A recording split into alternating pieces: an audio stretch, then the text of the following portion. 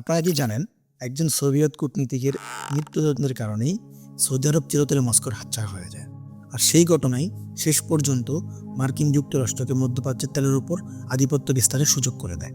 আজকে আমরা আপনাদেরকে সেই কূটনীতিকের কাহিনীই বলবো। থমাস এডওয়ার্ড লরেন্স, ব্রিটিশ সাম্রাজ্যের সেই কিংবদন্তি গুপ্তচর যাকে বিশ্ব চেনে লরেন্স অফ অ্যারাবিয়া নামে। ইনি হলেন সেই ব্যক্তি যিনি আরবদের মনে ওসমানীয়দের বিরুদ্ধে বিদ্রোহের আগুন ধরিয়েছিলেন। কিন্তু সেই বিদ্রোহে শেষ পর্যন্ত আরবরা নয়, বরং লাভবান হয়েছিল ব্রিটিশ সাম্রাজ্য। এই বিখ্যাত লরেন্স অফ অ্যারাবিয়া ব্রিটিশ নাগরিক হলেও আজকে আমি আপনাদের বলবো সোভিয়েত ইউনিয়নের লরেন্স অফ অ্যারাবিয়া সম্পর্কে।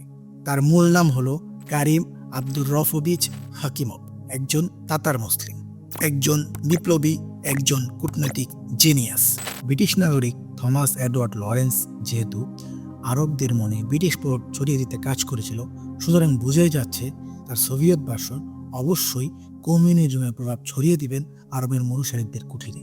1917 সাল প্রথম বিশ্বযুদ্ধ চলার সময়ই সাইবেরিয়ার তমক শহরের একটি জিমনেশিয়াম থেকে তিনি শিক্ষাগত ডিগ্রি অর্জন করেন এবং একই বছর ভ্লাদিমির লেনিনের নেতৃত্বে অক্টোবর বিপ্লব বা বলশেভিক বিপ্লব যেটি হয়েছিল, সেখানে অন্যান্য তরুণদের মতো তিনিও স্বেচ্ছায় অংশগ্রহণ করেছিলেন। 1918 সালে তিনি ওরেনবুর্গ মুসলিম সামরিক বিপ্লবী সমিতির সদস্য নিযুক্ত হন। তুর্কিস্তান ফ্রন্টে মুসলিম ইউনিট সংগঠনের মুখ্য স্থপতি ছিলেন। 1920 সালে বলশেভিক নেতা ও লাল ফৌজের অন্যতম কমান্ডার ভ্যালেরিয়ান কুইবিসেভের সুপারিশে সোভিয়েত রাশিয়ার পররাষ্ট্র মন্ত্রণালয়ে খাকিমভকে কাজ করার জন্য আমন্ত্রণ জানানো হয়।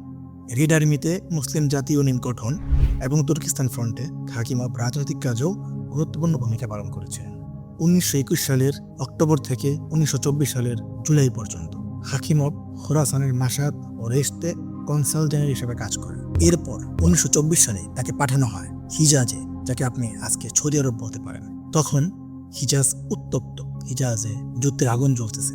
আরব উপদ্বীপে ক্ষমতার লড়াই চলমান। একদিকে হাশেমি রাজবংশ, অপরদিকে আল সৌদ রাজবংশ, তাদের পূর্বপুরুষ। হাশেমিরা হলো রাসূল করিম সাল্লাল্লাহু আলাইহি সাল্লামের বংশধর, আর আলে সৌদরা হলো বর্তমান যারা সৌদি আরব শাসন করতেছে তারা। হাশেমিদের নেতা ছিলেন হিজাজের রাজা ওসমানীয় সাম্রাজ্যের বিরুদ্ধে যিনি বিদ্রোহ করেছিলেন সেই শরীফ হুসাইন ইবনে আলী, আর আলে সৌদের নেতা ছিলেন আব্দুল আজিজ ইবনে সৌদ। হাশেমি এবং সৌদদের মধ্যে কাকে সমর্থন করা উচিত এ নিয়ে সোভিয়েত ইউনিয়ন শুরুর দিকে একটু দোটানে ছিল। শেষ পর্যন্ত সোভিয়েত পররাষ্ট্রমন্ত্রী চিচেরিন খাকিমভকে এই মর্মে নির্দেশ পাঠান যে সোভিয়েত কূটনীতিকদের উচিত হবে এখন কাউকে সমর্থন না দিয়ে কোন এক পক্ষ বিজয় হওয়া পর্যন্ত অপেক্ষা করা। 1924 সালের ডিসেম্বরের মধ্যে নজির সুলতান ইবনে সৌদ মক্কা দখল করে নেন। এরপরেই দক্ষ কূটনীতিক হাকিমভ বুঝতে পারেন যে এই যুদ্ধে ইবনে সৌদি শেষে আসবেন, তাই তিনি তখনই ইবনে সৌদের উদ্দেশ্যে রওনা দেন। তিনি মক্কায় চলে যান। তখন ইবনে সৌদ মক্কায় অবস্থান করছিলেন। 1925 সালে ইবনে সৌদ যখন যুদ্ধ অবরোধ করে গেছেন, তখন হাকিমভ অন্য করার উদ্দেশ্যে মক্কায় প্রবেশ করেন। মক্কাতেই হাকিমভ ইবনে সৌদের সাথে সাক্ষাৎ করেন, আর এর মাধ্যমে তিনি হয়ে যান ইবনে সৌদের সাথে সাক্ষাৎ করা প্রথম কত বিদেশি কূটনীতিক। কারণ তখনও পর্যন্ত ইবনে সৌদের সাথে পশ্চিমা কোনো কূটনীতিককে সাক্ষাৎ করার অনুমতি দেওয়া হয়নি। মস্কোতে পাঠানো চিঠিতে হাকিমভ জানান যে ইবনে সৌদের সাথে তার আলোচনা আশাতীত সাফল্য পেয়েছে এবং ইবনে সৌদ থেকে তিনি ইতিবাচক জবাব পেয়েছেন। আর এই সম্পর্কের ফলেই 1926 সালে সোভিয়েত ইউনিয়ন প্রথম রাষ্ট্র হিসেবে সৌদি আরবকে আনুষ্ঠানিক স্বীকৃতি দেয়। এটি ছিল খাকিমভের একক কূটনৈতিক বিজয়, যা তখন পর্যন্ত অন্য কেউ অর্জন করতে পারেনি। খাকিমভের কারণেই সৌদি আরবে সোভিয়েত পণ্যের ওপর ব্রিটিশ নিষেধাজ্ঞা উঠে যায়। ব্ল্যাক সি ও হিজাজের মধ্যে বাণিজ্যিক যোগাযোগ শুরু হয়। সোভিয়েত থেকে চিকিৎসকরা মক্কায় হাজিদের সেবা দিতে আসতে থাকে। সৌদি বাজারে প্রথমবারের মতো সোভিয়েত কেরোসিন ও বেনজিন প্রবেশ করে, যেখানে এতদিন পর্যন্ত ব্রিটিশদের একচেটিয়া দখল ছিল। এমনকি 1932 সালে সৌদি যুবরাজ ফয়সালের মস্কো সফর ছিল খাকিমভের কূটনৈতিক দক্ষতার ফল। এরই মধ্যে সোভিয়েত ইউনিয়নে হঠাৎ ধর্মবিরোধী অভিযান শুরু হয়। মুসলমানদের হজও আনুষ্ঠানিকভাবে নিষিদ্ধ করা হয়। এদিকে ইবনে সৌদ মস্কোর সাথে সম্পর্ক ছিন্ন করে ব্রিটেনের কাছ থেকে আর্থিক সাহায্য লাভ করেন। 1935 সালে ডিসেম্বর থেকে 1937 সালে সেপ্টেম্বর পর্যন্ত দ্বিতীয় দফায় সৌদি আরবে খাকিমভ রাষ্ট্রদূতের দায়িত্ব পালন করেন। এর মাঝেই আরেক বিপর্যয় শুরু হয়, স্টালিনের সেই ভয়ঙ্কর শুদ্ধি অভিযান। 1937 সালের সেপ্টেম্বর মাসে খাকিমভকে মস্কো ডেকে পাঠানো হয়। তাকে যখন ডেকে পাঠানো হয়, তখনই সৌদি বাদশা বুঝতে পারেন যে তাকে মিথ্যা মামলায় ফাঁসানো হবে, তাই তিনি তাকে রাজনৈতিক আশ্রয় গ্রহণের প্রস্তাব দেন। কিন্তু দেশপ্রেমিক খাকিমভ বাদশার সেই প্রস্তাব গ্রহণ করে নেয়, বরং তিনি মস্কোর উদ্দেশ্যে রওনা দেন। মস্কো যেতেই তাকে গ্রেফতার করে নেয় সোভিয়েত গোপন পুলিশ এনকেভিডি। তার বিরুদ্ধে অভিযোগ কি ছিল জানেন? গুপ্তচরবৃত্তি। 1938 সালে গুলি করে তাকে হত্যা করা হয়। তখন তার বয়স মাত্র 45 বছর। এমনকি খাকিমভের নিরপরাধ স্ত্রীকেও 8 বছরের কারাদণ্ড দেওয়া হয়। খাকিমভের মৃত্যুর ঠিক 2 মাস পরেই দারুণ আবিষ্কৃত হয় বিশ্বের সবচেয়ে বড় তেল ক্ষেত্র। এর ফলে 1938 সালে মস্কো সৌদি আরবে পুনরায় নতুন একজন রাষ্ট্রদূত নিয়োগ দিতে আগ্রহী হয়ে ওঠে। বলে রাখা ভালো যে খাকিমভ চলে যাওয়ার পর সৌদি আরবে সোভিয়েত রাষ্ট্রদূতের আসনটি ফাঁকাই পড়েছিল। কিন্তু ইবনে সৌদ খাকিমভের স্থানে অন্য কাউকে গ্রহণ করতে অস্বীকৃতি জানান।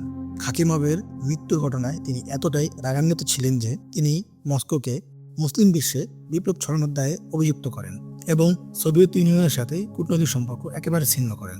সোভিয়েত সৌদি সম্পর্ক 52 বছরের জন্য একদম বিচ্ছিন্ন হয়ে যায়। এর ফলে তেল সমৃদ্ধ সৌদি আরব পুরোপুরি মস্কোর বলয়ের বাইরে চলে যায়। প্রথমে ব্রিটেন এবং পরে মার্কিন যুক্তরাষ্ট্রের প্রভাবাধীন হয়ে পড়ে। 1990 সালের আগে মস্কোর সাথে সৌদি আরবের কূটনৈতিক সম্পর্ক পুনঃস্থাপিত হয়নি। যদি স্টালিন সৌদি আরবকে এতটা উপেক্ষা না করতেন, তার চেয়ে বড় কথা হলো যদি খাকিমভকে মৃত্যুদণ্ড না দিতেন, সেক্ষেত্রে হয়তো মার্কিন যুক্তরাষ্ট্র সৌদি আরবের তেল এবং রাজনীতির উপর একচেটিয়া প্রভাব বিস্তারের সুযোগ পেত না। আর এমনটা হলে কোল্ড ওয়ারের ইতিহাস হয়তো ভিন্ন হতে পারত। স্টালিনের মৃত্যুর পর 1956 সালে সোভিয়েত রাশিয়া খাকিমভকে নির্দোষ ঘোষণা করে। 1979 সালে তার জন্মস্থানে একটি জাদুঘর নির্মিত হয়। বর্তমান রাশিয়ার উফা, ওরেনবুর্গ এবং উজবেকিস্তানের বুখারা ও সমরকন্দে একটি করে রাস্তার নামকরণ করা হয়েছে খাকিমভের নামে।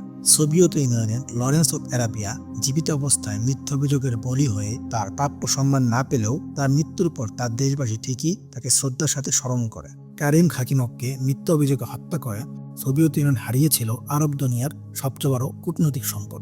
ভিডিওটি ভালো লাগলে ভিডিওটি লাইক দিন এবং কমেন্ট করে জানান খাকিমভ জীবিত থাকতো তাহলে কি কোল্ড ওয়ার ইতিহাস আসলে অন্যভাবে লেখা হতো? আর এমন ইতিহাস আরও জানতে আমাদেরকে সাবস্ক্রাইব করতে ভুলবেন না। আসসালামু আলাইকুম রহমতুল্লাহ বারাকাতুহু।